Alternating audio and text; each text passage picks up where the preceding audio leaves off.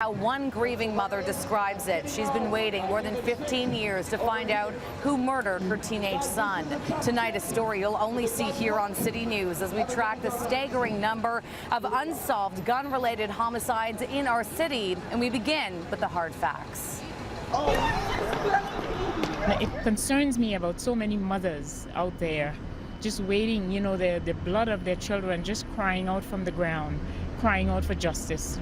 For mothers living it, like Audette Shepard, who lost her son Justin to gun violence back in 2001. In a case that's now gone cold, these statistics are chilling. We collected nearly 5 years of data from Toronto police, and here's how it all breaks down. 73 of more than half of the 136 shooting deaths remain unsolved.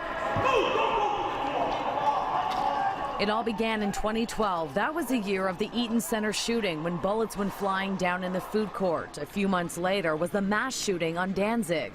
That year, police were cracking down. Arrests were made in 70% of gun murders, with just over 29% left unsolved. But since then, the number of unsolved gun murders has skyrocketed.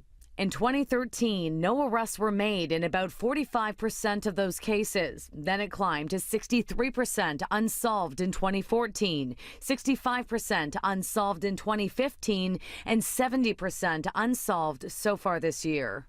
What was so different from 2012 to now? There were several things that happened in 2012, including some very high-profile shootings that not only shocked the police but shocked the community. And when it shocks the community, we tend to get more cooperation and more people giving us confidential information that results in solve rates. Former veteran homicide detective David Perry says he's not surprised by these findings. I think one of the key components is that the gangs are getting a stronger hold in the Toronto area and are becoming more active, are becoming more prolific. They're carrying their guns with impunity, and therefore it's making it a lot more difficult for the police to solve these cases. Even though officially it's only been a short time that police officers aren't allowed to card people officially and do their job, it's been quite some time that police officers have been under tremendous pressure to stop doing street investigations. So there have been a lot of public complaints about that kind of activity, which really, for those of us who know the business and been around policing all of our lives, is a key component to solving any kind of crime, including murders and including shootings. We should mention carding in this city only stopped early this year, and the data we collected dates back to 2012. Perry says another problem, illegal guns. The number of guns is the things that I think all of us as citizens should be most concerned about. There are more guns on the streets of Toronto now than we've ever seen, and that number continues to grow every year. That's really pathetic. Really, really pathetic.